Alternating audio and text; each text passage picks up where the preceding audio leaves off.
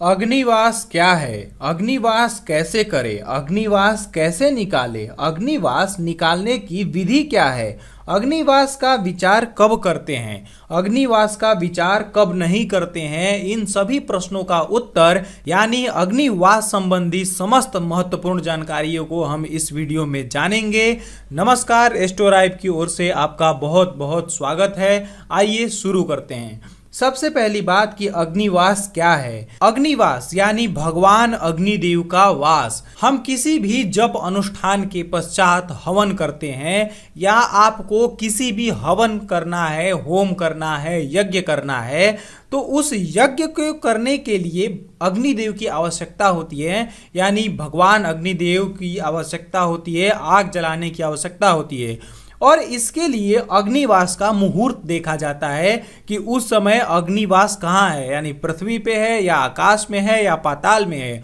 और इसका महत्व होता है, यदि आकाश या पाताल में अग्निदेव का यानी स्वर्ग या पाताल में अग्निदेव का वास हुआ तो उस समय अग्नि प्रज्वलित नहीं करना चाहिए, उस समय हवन नहीं करना चाहिए, अन्यथा आपको शुभ फल की जगह पर अशुभ फल की प्राप्ति हो सकती है, अनिष्ट हो सकता है। तो यह जानने के लिए अग्निदेव का वास कहाँ है, अग्निवास निकालना होता है, तो यही है अग्निवास। अब आइए विचार कर लेते हैं कि अग्निवास कैसे निकाले, यानी अग्निवास जानने की विधि क्या है, किस प्रकार से हम अग्निवास को जाने। तो आइए इसके नियम पर नजर डालते हैं। सबसे पहले अग्निवास का नियम क्या है। शुक्ल पक्ष की प्रतिपदा से आरंभ कर वर्तमान तिथि में एक जोड़ने पर प्राप्त योगफल में रविवार से वर्तमान दिवस की संख्या जोड़कर जो योगफल प्राप्त हो उसमें 4 से भाग देने पर जो शेष प्राप्त होता है उसकी सहायता से सारणी में लिखित फल देखें। बातें आपके दिमाग से ऊपर ऊपर जाती हुई हो सकती हैं, लेकिन घबराइए मत, बिल्कुल स्पष्ट तरीके से इस वीडियो में मैं आपको बताऊंगा। वीडियो चालू करने से पहले बता दें कि यदि आप बड़े ही आसानी से कुंडली बनाना, मुहूर्त देखना, गुण मिलान करना इत्यादि सीखना चाहते हैं तो हमारा पेन ड्राइव कोर्स मंगा सकते हैं, या आप अपने घर बैठे पंचांग, धार्मिक पुस्तकें, कुंडलियां इत्यादि मंगाना चाहते हैं तो दिए हुए नंबर पे संपर्क अवश्य कीजिए। आइए शुरू करते हैं। सबसे पहले मैं आपको प्रमाण बता दूं। देखिए क्या है, हम जो भी जानकारी अपने YouTube चैनल के माध्यम से देते हैं वो सभी एकदम प्रमाणिक सटीक जानकारियां होती हैं, और हम कोशिश करते हैं कि आपको प्रमाण आपके विश्वास के लिए, आपके निश्चिंतता के लिए जरूर दें। तो यहां देखिए, मैं प्रमाण मुहूर्त चिंतामणि के नक्षत्र प्रकरण का 36वां श्लोक है, अग्निवास के विषय में कहते हैं, सैका तिथिर्वार युता कृताप्ता से गुणे भ्रे भुवि वह निवास सौख्याय हो में शशि युग्म से प्राणार्थना सौ दिवि भूतले च। ये रहा अग्निवास निकालने का नियम और ये रहा प्रमाण। अब देखिए, ये कह रहे हैं कि अग्निवास निकालने का नियम क्या है कि शुक्ल पक्ष की प्रतिपदा से आरंभ करके वर्तमान तिथि में, यानी कि शुक्ल पक्ष की प्रतिपदा से आप गिनेंगे और वर्तमान तिथि तक, शुक्ल पक्ष की प्रतिपदा से वर्तमान तिथि तक वर्तमान तिथि की जो संख्या होगी उसमें एक जोड़ देंगे, जो योगफल आएगा उसमें वर्तमान दिवस की जो संख्या होगी उस संख्या को जोड़ देंगे, और जो योगफल होगा उसमें 4 से भाग दे देंगे, जो शेष आएगा उस शेष से सारणी का फल देखेंगे, उसके अनुसार ज्ञात करेंगे। आइए हम उदाहरण करके समझ लेते हैं, बिल्कुल आपको क्लियर हो जाएगा, बिल्कुल स्पष्ट हो जाएगा। शेष आने पर फल होता है, उसके विषय में मैं आपको बता दूं, आगे सारणी में भी बताऊंगा कि शेष यदि 3 और 0 बचे तो अग्नि का वास भूमि पर होता है। इस दिन हवन करने से शुभ यानी सुख और वृद्धि की प्राप्ति होती है। 1 शेष रहने पर अग्निवास स्वर्ग में होता है। इस दिन हवन करने से प्राण नाश होता है, यानी कि जब भी स्वर्ग में अग्निवास हो तो हवन करने से बचना चाहिए, उस समय नहीं करना चाहिए या पुरोहित जी की सलाह लेनी चाहिए। 2 शेष रहने पर अग्नि का वास पाताल में होता है। इस समय हवन करने से धन नाश होता है, यानी कि जब पाताल में भी हो तब भी हवन करने से बचना चाहिए। और आगे बढ़ते हैं तो ये सारणी है, ये शेष संख्या 1 2 3 0 लिखा हुआ है। शेष 1 हो तो स्वर्ग में होता है अग्नि का वास और उसका फल है प्राणनाश, और पाताल में हो तो धननाश और भूमि पर हो तो सुख, यानी कि हवन जब भूमि पर हो तभी करना चाहिए। ये तो सारणी और फल की बात हो गई। आइए अब उदाहरण के द्वारा आपको अग्निवास निकालना सिखा देता हूं, आपकी आसानी के लिए कि आप कंफ्यूज ना हो तिथियों की संख्या और वारों की संख्या को लेकर के।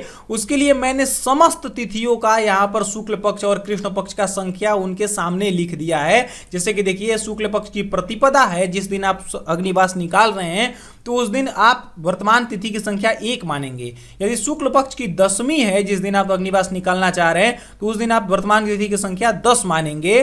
और यदि उस दिन कृष्ण पक्ष की तृतीया तिथि हुई तो आप उस दिन के वर्तमान तिथि की संख्या 18 मानकर अग्निवास करेंगे। इसी तरीके से कृष्ण पक्ष की एकादशी होगी तो 26 मानकर करेंगे। इसी तरीके से आपको कोई कंफ्यूजन ना हो, इसके लिए मैंने ये चार्ट बना दिया है। ये हमारे वेबसाइट से इसका पीडीएफ भी प्राप्त कर सकते हैं, ये पूरा चार्ट प्राप्त कर सकते हैं। इस चार्ट को आप दिमाग में समझना चाहते हैं तो उसके लिए मैं बता दूं कि शुक्ल पक्ष की प्रतिपदा मतलब 1, द्वितीया मतलब 2, तृतीया मतलब 3। इस तरह की शुक्ल पक्ष की 15 तिथियां 1 से 15 तक होंगी। ठीक है।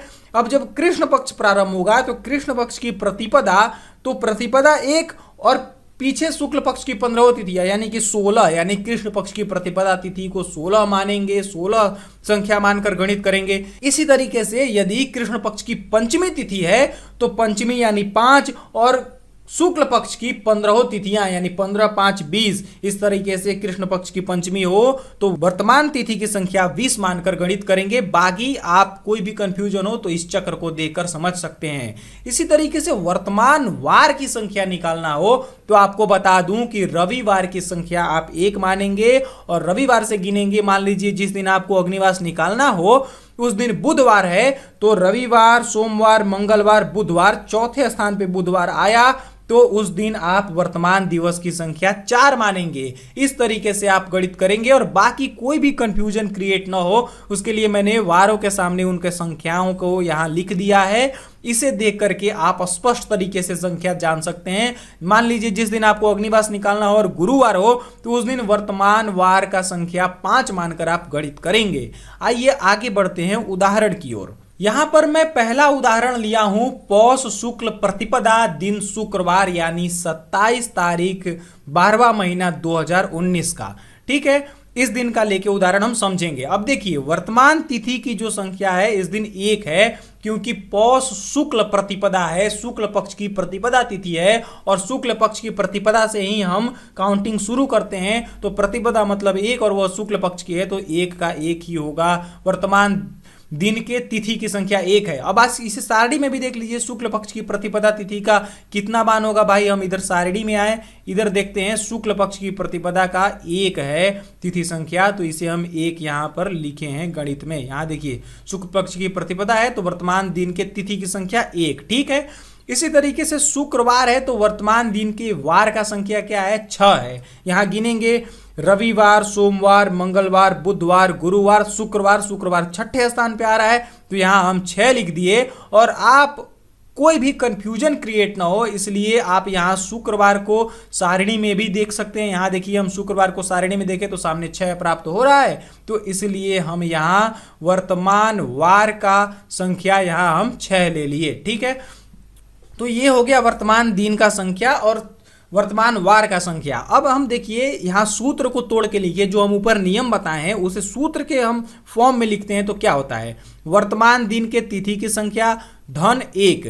अभी ये एक नियम के अनुसार आया है। ठीक है, वर्तमान दिन के तिथि की संख्या धन 1 बराबर प्रथम योगफल। योगफल मतलब जोड़ने पर जो फल प्राप्त होता है उसे योगफल कहते हैं, तो ये प्रथम योगफल हो गया। ठीक है, अब अगला स्टेप क्या होगा कि प्रथम योगफल धन वर्तमान दिन का वार संख्या।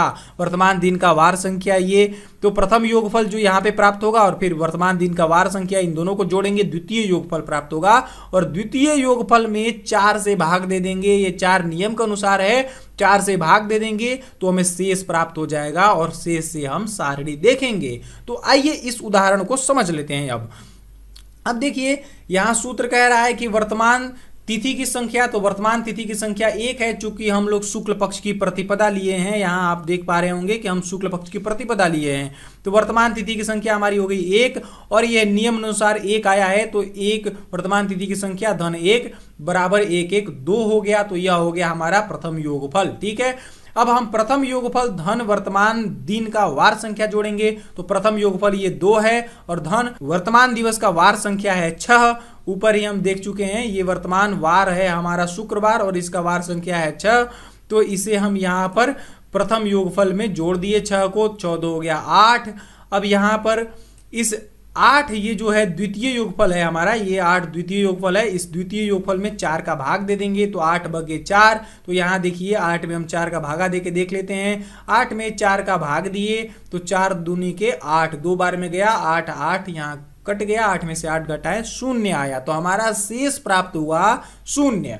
अब यहाँ पे हमने लिखा है कि शेष 0 आने से अग्निवास पृथ्वी पर होगा। अब देखिए आपको यहाँ शेष से मतलब है, यहाँ इस भागफल से कोई मतलब नहीं है।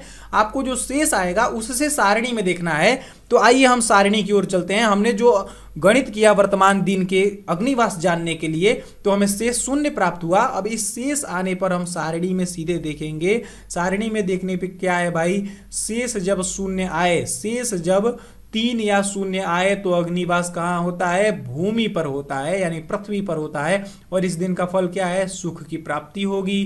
तो इस दिन बेशक आप हवन अनुष्ठान कर सकते हैं, हवन कर सकते हैं, हवन के लिए अग्नि प्रज्वलित कर सकते हैं। इस प्रकार से हम अग्निवास जानेंगे। यह उदाहरण, पहला उदाहरण था शुक्ल पक्ष की प्रतिपदा का। आइए शुक्ल पक्ष का एक और उदाहरण लेके आपको समझाता हूं, जिससे एकदम क्लियर हो जाए। वीडियो को अंत तक देखिएगा, कोई भी डाउट आपके मन में अग्निवास से संबंधित नहीं रहेगा, गारंटी है हमारी। आइए देखते हैं दूसरा उदाहरण में। पौष शुक्ल षष्ठी का हम लिए, षष्ठी दिन बुधवार का, यानी 1 तारीख जनवरी महीना 2020 का हम उदाहरण लिए हैं। यहां देखिए पौष शुक्ल षष्ठी है, शुक्ल पक्ष की षष्ठी है तो षष्ठी यानी 6, और शुक्ल पक्ष की है तो 6 का 6 ही लिखेंगे। इसे सारणी में भी देख के आप ला सकते हैं। बुधवार है, यानी कि रविवार सोमवार मंगलवार बुधवार चौथे स्थान पे आया तो वार संख्या 4 हो गया, सारणी से भी देख के ला सकते हैं। अब ये तो हो गया वर्तमान तिथि की संख्या और वर्तमान वार का संख्या। ठीक है, अब इसे क्या करेंगे, नियम हमारा कहता है कि वर्तमान तिथि संख्या में 1 जोड़ दीजिए, वर्तमान तिथि संख्या में 1 जोड़ दिए और जो योगफल आया उसमें वार का संख्या जोड़ दीजिए। तो हम इसको इस तरीके से भी लिख सकते हैं, यानी वर्तमान तिथि संख्या धनवार संख्या और धन 1। तो इस तरीके से हम लिख दिए। ये हो गया वर्तमान तिथि संख्या, धन 1 नियम के अनुसार, और ये वार संख्या हो गया 6 1 7 और 4 11 हो गया। और 11 में नियम अनुसार 4 से हम भाग दे देंगे, पहले उदाहरण में सब बता चुके हैं। तो 4 से भाग दिए तो यहाँ 4 दूनी के 8, चरते हैं 12 हो जाएगा, 3 बार में 12 आ जाएगा तो 2 बार में ले जाएंगे। 11 में से 8 घटाएं 3, यहाँ हमें 3 शेष प्राप्त हो गया। अब 3 शेष प्राप्त होने से क्या होता है कि शेष 3 आने से अग्निवास पृथ्वी पर होता है। कैसे पता चलेगा, शेष 3 आया है, सारणी की ओर रुख करेंगे तुरंत हम। यहाँ देखिए हम सारणी की ओर रुख किए तो ये देखिए शेष संख्या यदि 3 आए तो भूमि पर अग्निवास होता है और इस दिन सुख की प्राप्ति होगी, यानी इस दिन आप हवन कर सकते हैं। अभी तक हमने 2 उदाहरण शुक्ल पक्ष का कर लिया। अब तृतीय उदाहरण आइए कृष्ण पक्ष का करके समझ लेते हैं। अब देखिए यहाँ पर मैं तृतीय उदाहरण लिया कृष्ण पक्ष का। पौष कृष्ण तृतीया दिन रविवार, यानी 15 दिसंबर 2019 का। इसमें क्या है कि पौष कृष्ण तृतीया है, कृष्ण पक्ष की तृतीया है, यानी कि शुक्ल पक्ष का 15 और तृतीया यानी 3 15 3 18, यानी वर्तमान तिथि संख्या 18 होगा। और यहाँ कृष्ण पक्ष की तृतीया आप सारणी से भी देख के ला सकते हैं। आइए सारणी में एक बार दिखा देता हूं। ये देखिए कृष्ण पक्ष की तृतीया यानी कि 18, यानी कृष्ण पक्ष की तृतीया का वर्तमान तिथि संख्या होगा अग्निवास के लिए 18। तो इस तरीके से देखिए हम पौष कृष्ण तृतीया यहाँ तिथि संख्या 18 कर लिए, और यहाँ रविवार है यानी वार संख्या 1 है, रविवार से ही गणना प्रारंभ करते हैं तो 1 है, तो यहाँ हो गया 1। अब देखिए क्या करते हैं कि वर्तमान तिथि में 1 जोड़ देते हैं और उसमें वार का संख्या जोड़ देते हैं, जो योगफल प्राप्त होता है उसमें 4 से भाग दे देते हैं। तो 18 और 1 1 ये 18 2 20 हो गया, 20 में 4 का भाग दिए, 4 5 20, 20 में से 20 घटाया 0, यानी कि यहाँ से 0 आने से अग्निवास भूमि पर प्राप्त हो गया। से 0 आया है, इसे शेष आने पे आप सारणी में चले जाएंगे, सारणी से मिला के देख लेंगे क्या फल आ रहा है भाई। शेष शून्य आया है। तो जब आपको शेष शून्य प्राप्त हो, यहाँ शेष शून्य प्राप्त हो, तो अग्निवास भूमि पर है, पृथ्वी पर है और सुख होगा, फल उसका सुख होगा। तो इस समय आप बिल्कुल कर सकते हैं। चौथा एक और उदाहरण जल्दी से मैं आपको कृष्ण पक्ष का लेके समझा देता हूँ। यहाँ देखिए चौथा उदाहरण मैं लिया हूँ पौष कृष्ण अष्टमी का, कृष्ण पक्ष का है। तो सीधे 15 जोड़ देंगे, अष्टमी अतनी 8, 15 और 8 हो गया 23, यानी तिथि संख्या 23 हो गया। सारणी से भी देख के ला सकते हैं। और वार है गुरुवार, रविवार, सोमवार, मंगलवार, बुधवार, गुरुवार, वार संख्या 5 हो गया, 5वें स्थान पे आ रहा है। और क्या करते हैं कि वर्तमान तिथि में 1 जोड़ के वार संख्या जोड़ देते हैं। वर्तमान तिथि संख्या 1 नियमानुसार, 5 वार संख्या, 23 1 24, 5 29, और जो योगफल प्राप्त होता है उसमें 4 से भाग दे देते हैं। तो 29 प्राप्त हुआ योगफल, 29 में 4 का भाग दिए, 4 सत्ते 28, 29 में से 28 गया 1, शेष 1 आया। शेष 1 आने से अग्निवास स्वर्ग में होगा। शेष 1 आया, तुरंत सारणी की ओर आप रुख करेंगे। सारणी की ओर हम जाते हैं तो 1 शेष आने पर सारणी हमें ये बताती है कि 1 शेष आए तो अग्निवास स्वर्ग में होगा और इसका फल प्राणनाश होगा। यानी इस समय प्राणनाश तुल्य कष्ट हो सकता है होम करने से, अग्निवास करने से, इसलिए इस समय करने से बचना चाहिए, पुरोहित जी की सलाह लेनी चाहिए। इस तरीके से आप अग्निवास निकाल सकते हैं। अब अगला प्रश्न यह आता है कि कब अग्निवास का विचार नहीं किया जाता, कब अग्निवास का विचार नहीं करना चाहिए। इसके विषय में प्रमाण आता है विवाह यात्रा व्रत गोचरेषु चूड़ोपवीते ग्रहणे युगादौ दुर्ग विधाने च सुत प्रसूतौ नैव अग्निचक्रम परिचिंतनीयम ग्रहणोद्वाह गंडान्ते तथा दुर्गोत्सवेपि च तदाग्निचक्रम नावलोक्यम ग्रह शांतौ विचारयेत। यानी कि विवाह यात्रा व्रत परिपालन में, गोचर ग्रहों के शुभाशुभ फल जानने में, उपनयन, मुंडन, ग्रहण काल, युगादि तिथि में, दुर्ग की संरचना में, पुत्रोत्पत्ति काल में, विवाह में, ग्रह व गंडांत आदि की शांति में, दुर्गोत्सव में तथा नित्य नैवेत्तिक कार्यों में अग्निवास का विचार नहीं करना चाहिए। यानी बिना अग्निवास का विचार किए इन कार्यों को किया जा सकता है, कोई अनिष्ट नहीं होगा। इन कार्यों को बिना अग्निवास के विचार को भी किया जा सकता है। इसमें हवन, इसमें अग्नि प्रज्वलन बिना अग्निवास के विचार को किया जा सकता है। ये थी अग्निवास की संपूर्ण जानकारी प्रमाण के साथ। आपको वीडियो से थोड़ी सी भी ज्ञान की प्राप्ति हुई हो तो इसे लाइक जरूर कीजिए। यह वीडियो आप फेसबुक पे देख रहे हैं तो हमारे पेज को लाइक कीजिए, यूट्यूब पे देख रहे हैं तो वीडियो को लाइक करके चैनल को सब्सक्राइब कर बेल आइकन दबा लीजिए ताकि इसी तरह की महत्वपूर्ण जानकारियां आपको मिलती रहें। धन्यवाद।